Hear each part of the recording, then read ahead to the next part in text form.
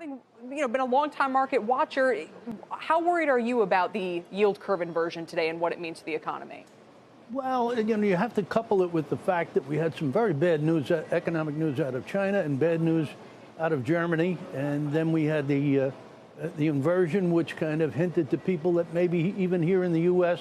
we're headed toward a recession. But the lead time on the inversion tends to be anywhere from 14 to 22 months. So it's not around the corner. But we started trading down, and I think from a technical basis, they look like they wanted to test the August lows, which are 28.22 in the S&P and 25.440 in the Dow Jones.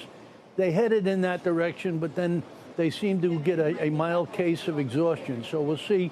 It still feels like we're going to get a retest of those levels sometime over the next couple of days. And Matt Cheslock, the inversion happened this morning during the global trading session. The UK curve inverted. Canada's curve is more inverted than ours is. Is the U.S. just importing these problems?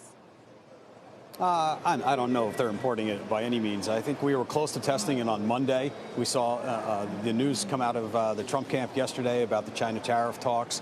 We saw a huge rally. So this was in the cards. We were playing out for this level. The fact that we got here and maybe now we're inverted, we can move on from this. We saw the China devaluation that occurred the other day when it crossed 7. Mm-hmm. That was almost a 1 or 2 day event, and we've kind of forgotten about that now. So we're on to new and better. I think more alarming here is the economic news that we got out of China and Germany, as Arthur mentioned. I think that's definitely probably going to scare the market a little more as we approach the next couple of weeks. But Matt, when you say we can live with this inversion, do you mean that we will get used to it being the case and that stocks will continue to move to new highs and the economy will be fine?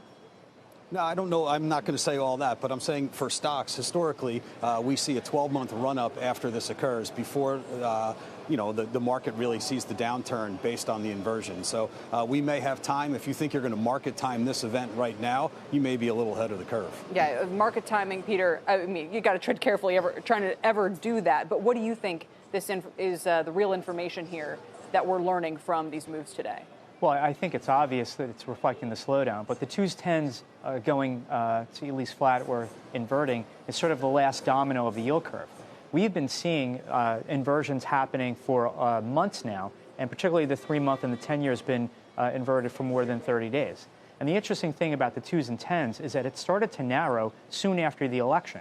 So this trend has been going on for a couple of years. Exactly. It started with when the Fed raises rates, it pays to flatten the curve.